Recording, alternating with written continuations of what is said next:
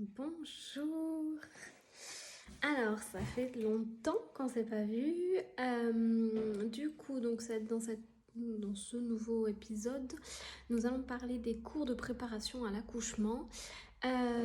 Donc, j'ai commencé à peu près mi-février. Non, début février, à peu près.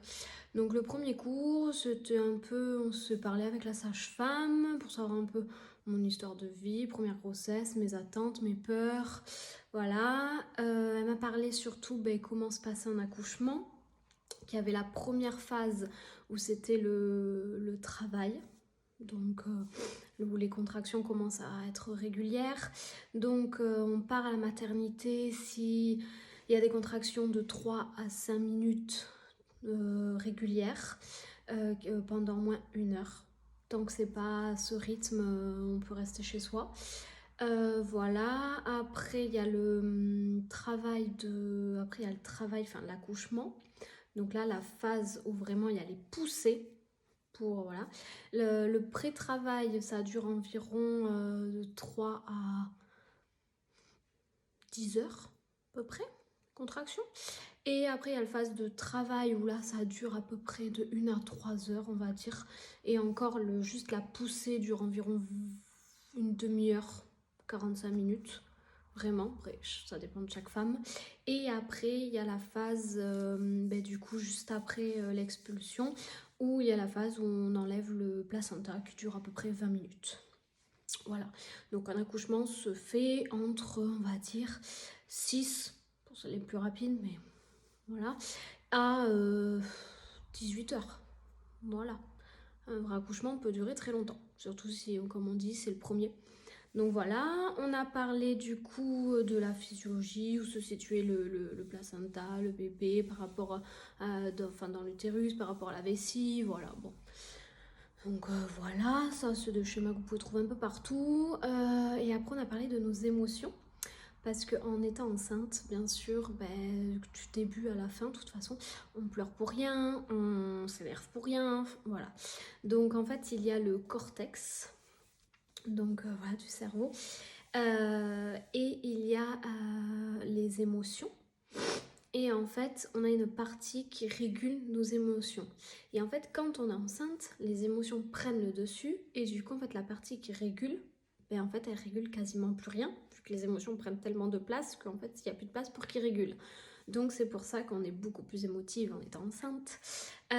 Du coup, voilà, qu'on pleure pour rien. Voilà. Moi, je vous avoue que j'ai pas ressenti trop, on va dire, de phase d'émotion comme ça. Juste si, quand même, quand je regarde des films ou quoi, si vers la fin de grossesse, j'ai la larme facile en mode... voilà. Après, bon, voilà, physiologiquement, c'est normal, hein. Voilà. On a parlé de ça pendant le premier thème. Le deuxième thème qu'on a abordé, c'était avec le papa et c'était sur les points d'acupuncture, enfin de pression justement, qui peuvent déclencher un travail. Donc en fait, s'il y a un point ici par exemple où si on appuie ça fait mal et en fait ça peut déclencher des contractions. Il y en a un autre au niveau du mollet. Quand vous avez le mollet, la cheville, en fait, vous prenez la paume et c'est un verre ici, au niveau du mollet, où ça a une acupression aussi. Il y a au niveau des fosses iliaques, derrière, les petits points au dos, où là aussi ça peut faire. Et voilà, c'est surtout des points en fait qu'on peut appuyer, donc pour, si on veut, déclencher le travail. Mais aussi, c'est surtout si on a une contraction et qu'on a très mal, en appuyant là, ça va nous faire mal, forcément. Et donc notre corps va créer de l'endomorphine, une hormone, qui va justement en fait de la morphine, qui va d'un côté, ça nous fait mal, mais d'un côté ça va créer de la morphine, donc ça va nous soulager la douleur de la contraction. Voilà. Et le mieux, ce qu'elle conseille, c'est surtout ne pas faire des points proches des contractions. Par exemple, si on a des contractions dans le dos, on va pas faire les points dans le dos. Parce que forcément, ça va pas agir. Il faut faire à distance des contractions. Voilà. Si c'est dans le ventre, on peut faire le dos, on peut faire ici, on peut faire la cheville. Voilà. Du coup, on a vu ça. On a vu aussi un petit peu les massages. Donc, on peut effleurer le bas du dos, masser le bas du dos. Voilà, pour le papa, que ça puisse nous soulager pendant le travail, ou l'accompagnateur. Hein. Du coup, voilà, donc c'était très intéressant. On a fait ça, donc c'est la première séance avec papa. Normalement, il y en a une dernière là que je dois faire la semaine prochaine, c'est rythme et besoins des bébés. Mais vu que papa travaille, je ne le ferai pas avec papa. Mais voilà, c'est pas grave. Sinon, tout le reste, elle préfère qu'on soit seul à seul. Voilà. Après la troisième séance, on a parlé des positions pendant le travail. Il y a des affiches qui sont trop bien faites. Je vais vous les mettre en photo. C'est les affiches du coup pendant la phase de travail où on a mal, on a des contractions. Pendant l'accouchement, alors il y a des positions à faire et à ne pas faire suivant si on a la péridurale. Parce que la péridurale du coup anesthésie un peu nos jambes. Donc il y a des positions, par exemple tenir accroupi, quand tu sens pas tes jambes, c'est compliqué. Hein. Donc voilà, il y a des positions à faire. Pareil, moi vous savez j'avais une pression, je vous avais dit ici, j'ai du mal à respirer. Bébé est descendu, donc ça va mieux. Mais c'est toujours pas ça, hein. Enfin c'est toujours pas ça. Le bébé n'est pas prêt de sortir, voilà, mais c'est un autre sujet. Mais bon, d'un côté, c'est pas l'heure non plus. Et du coup, j'avais dit à la sage-femme, moi, j'aimerais bien accoucher, si c'est possible, sur le côté, parce que moi, sur le dos, si j'ai toujours cette pression, j'y arriverai pas. Bon, heureusement, le bébé est descendu, donc ça va mieux. J'arrive à supporter le dos, mais sinon, c'était impossible. Donc, on a vu aussi, on peut accoucher sur le côté, on peut accoucher accroupi. Toutes les méthodes, il y a le ballon que j'ai d'ailleurs, il y en a le ballon, il y a des suspensions aussi où on peut, voilà, on a, après avec papa aussi, on se suspend à papa, enfin, voilà, on peut vraiment, il y a plein de positions, donc du début du travail jusqu'à l'accouchement. Voilà, il y a plusieurs positions à faire, à toute seule, à deux, voilà. Mais bon, suivant si on a la péridurale, forcément, parce que de temps en temps, voilà, c'est compliqué. Et le conseil, c'est surtout si vous voulez accoucher rapidement, on s'entend hein, rapidement, hein, voilà, c'est d'être active pendant l'accouchement. Après, je dis ça, mais j'y suis pas passée. Hein. Mais si on est actif, par exemple, ou voilà, on a des contractions, on va quand même marcher, ou on va changer de position, toujours changer de position, voilà, et ben le col va s'ouvrir plus vite, et du coup, le bébé va s'insérer plus vite, et donc va sortir plus vite. Voilà. Après, voilà, donc c'est sûr que si on est allongé, les pieds dans les étriers et qu'on attend, on laisse faire les contractions, c'est sûr, mais ce sera moins actif que si on bougeait et que voilà. Donc c'est le petit conseil. Après, j'essayerai, je vous dirai. Bon, pour le moment, voilà. Donc du coup, on a fait ça.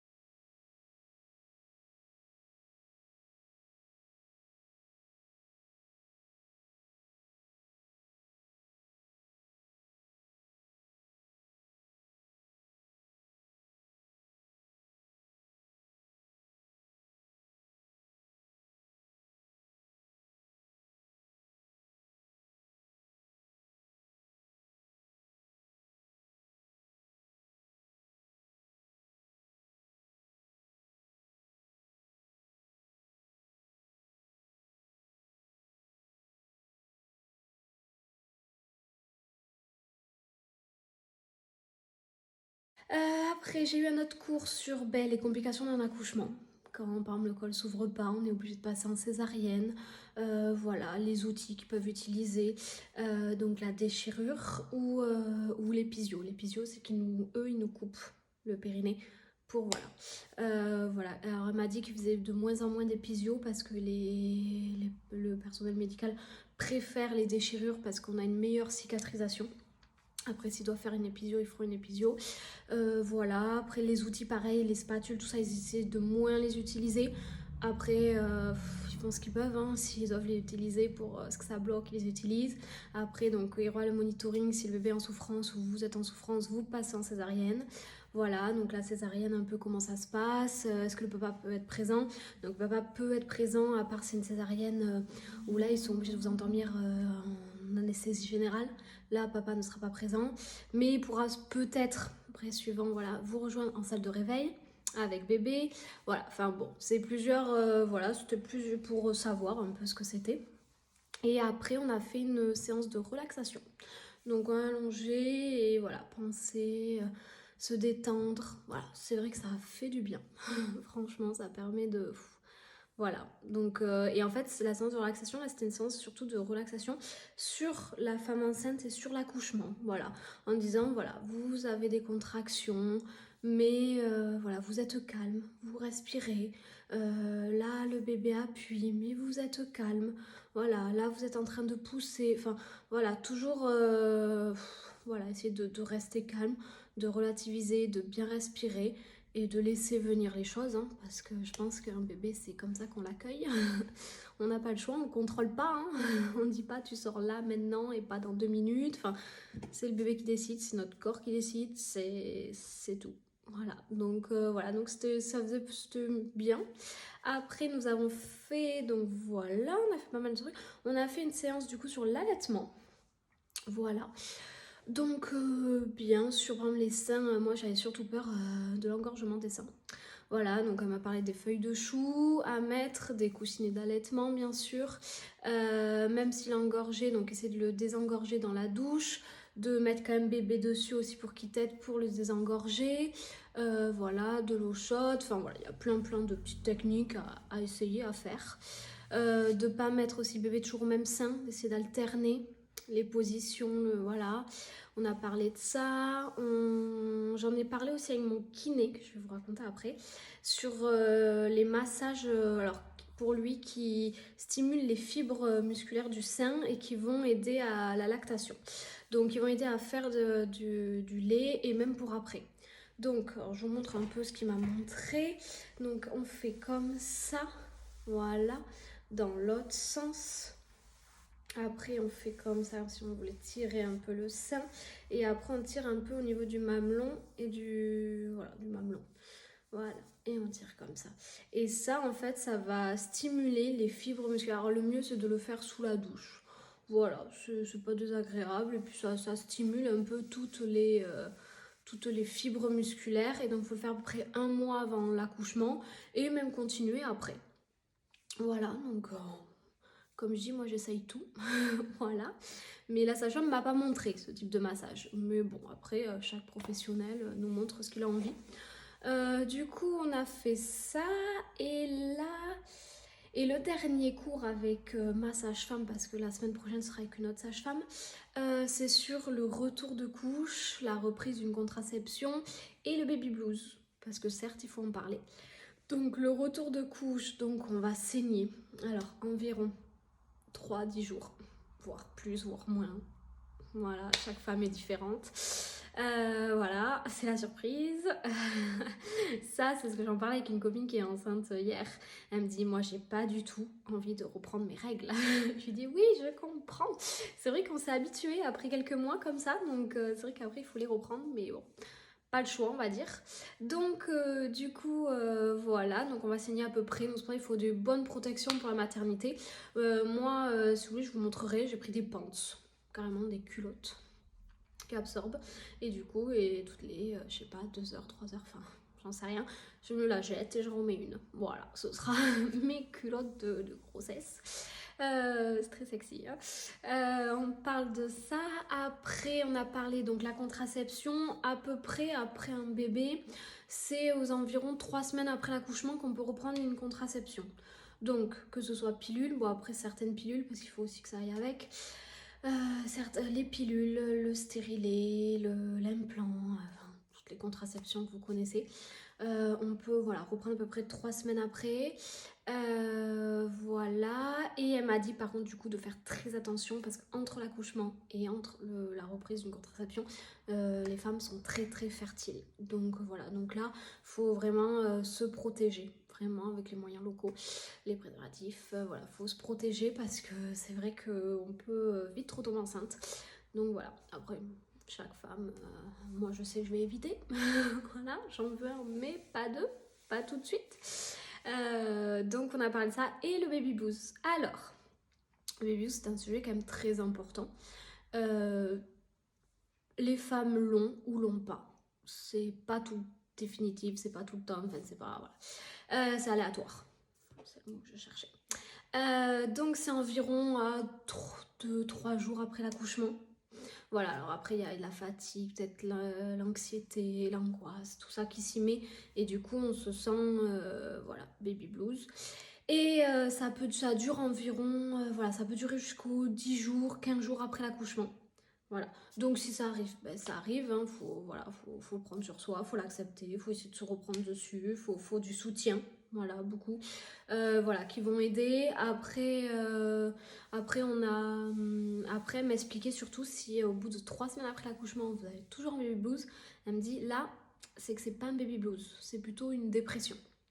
Voilà, donc faut pas banaliser, faut aller voir un médecin, peut-être une psychologue, il n'y a peut-être pas besoin de thérapeutique, mais au moins aller voir une psychologue, en parler, et peut-être qu'elle, elle va nous aider, voilà, mais voilà, donc le baby blues, c'est normal, voilà, mais si 3 semaines après, une personne a accouché, vous voyez qu'elle est toujours dans le bad mood, vraiment pas bien, ben, c'est qu'il y a quand même une petite sorte de dépression, donc voilà, donc faut lui en parler, faut qu'elle aille voir un spécialiste et puis après ça reviendra à la normale. Voilà. Et souvent c'est les conjoints qui voient ou la famille qui voient oh là là ça fait 3 semaines t'es toujours pas top quand même quoi. Enfin voilà on sait que un bébé c'est beaucoup de charge de travail, beaucoup de fatigue, beaucoup d'inquiétude, mais c'est quand même du bonheur. Sinon, on ne serait pas tombée enceinte. Et donc, du coup, c'est pour ça. Donc, voilà, faut écouter aussi ce que nous disent le conjoint, la famille, en disant mince, là, t'es plus comme avant quand même. Donc, voilà. Certes, il y a du changement, mais il faut pas tout banaliser. Donc voilà, donc avec la sage-femme, on a parlé de tout ça. Et donc voilà, donc j'ai fini mes cours. J'ai mon dernier cours donc la semaine prochaine. Lundi d'ailleurs, voilà, donc on verra si je suis toujours enceinte. Faut savoir que demain je suis à ma 37e semaine, donc mon bébé ne sera plus prématuré, donc je peux accoucher. Mais d'un côté, alors j'ai trop envie de voir mon bébé, mais vraiment. Mais d'un côté, j'ai trop envie que mon bébé reste dans mon ventre. Vraiment, c'est... Puis d'un côté, j'ai hâte de rencontrer mon bébé. Quoi ce bébé va ressembler? Est-ce que ça va être ça ou pas? Et voilà, mais d'un côté aussi, c'est vrai que j'appréhende quand même l'accouchement. Je suis prête. Donc d'un côté, je me dis bon, je me sens prête. Je me dis je verrai mon moment venu, hein, voilà. Après, je me dis mon Dieu, les contractions, si j'ai mal pendant des heures et des heures. Bon, je me dis on y passe toutes. Et puis voilà, peut-être ça va bien se passer, peut-être pas, je sais pas, mais bon, je me dis tu stresseras le jour J, tranquille, jusqu'à maintenant, c'est pas pour aujourd'hui. Là, je vous dis, c'est pas pour aujourd'hui. Sinon, je vous montre mon petit ventre. Voilà, j'ai bien grossi, hein. Et donc je vais m'arrêter là pour aujourd'hui parce que ça fait quand même pas mal. Et je reprendrai dans pas longtemps, je pense. Ou à moins que je refasse une vidéo juste après, je sais pas. Sur l'épinot, la technique de l'épinot, en vous expliquant, voilà, c'est la technique pour préparer le périnée à l'accouchement pour éviter les déchirures. Voilà, fait par les kinés, qui n'est pas très recommandé par les sages-femmes. Enfin, c'est une vraie bataille, hein, mais bon, moi comme je vous dis, je teste tout. Et d'ailleurs, aujourd'hui ou demain, je voudrais appeler un acupuncteur pour faire une petite séance pour, je sais pas, préparer mon accouchement, préparer mon col, aider au déclenchement, je sais pas, enfin, voir, essayer toutes les méthodes en fait qui se... Voilà. Après, ils disent qu'il faut manger... Alors, il y en a qui disent qu'il faut manger des dattes. Voilà, voilà. Ça aide à l'accouchement, que les contractions soient bien fortes et que ça agisse sur le col. Après, la sage-femme me disait aussi la tisane de framboise, c'est ça, framboise, enfin, un truc comme ça. Moi, je suis pas très tisane. Donc voilà, mais bon, je pense que si j'arrive pas à sortir bébé, ben, je m'y mettrai. Après, ça déclenche pas, mais ça aide pour le travail aussi. Donc voilà. Mais bon, j'essaye déjà les dates. J'ai pas essayé non plus. Je fais déjà les pinots, mes cours. Je suis quand même pas mal. Donc voilà. Donc je vais vous laisser, vous faire des petits bisous. J'essaie de la poster le plus vite possible. Et j'essaierai de vous faire une autre vidéo assez rapidement pour vous raconter voilà, la technique de l'épinot et comment va mon bébé. Parce que mon bébé, vous savez, est un petit bébé. Et du coup, j'ai des suivis. J'ai eu des échographies là toutes les 2 semaines. Je suis suivie par un monitoring 2 fois par semaine. Voilà, mais bon, ce sera un petit bébé, on le sait depuis le début. Mais d'un côté, pas d'inquiétude. Enfin, demain, je serai à ma 37e semaine. Donc bébé ne sera plus prématuré. Donc ce sera un petit bébé. Mais en tout cas, j'ai sauvé, ce sera plus prématuré. Donc voilà. Allez, je vous fais de gros bisous. Et puis voilà, je vous souhaite une bonne journée. En plus, maintenant, il fait beau. Enfin, beau et froid, mais il fait beau. On va garder ça. Et puis voilà, n'hésitez pas et j'essaierai de refaire une vidéo assez rapidement. Bisous!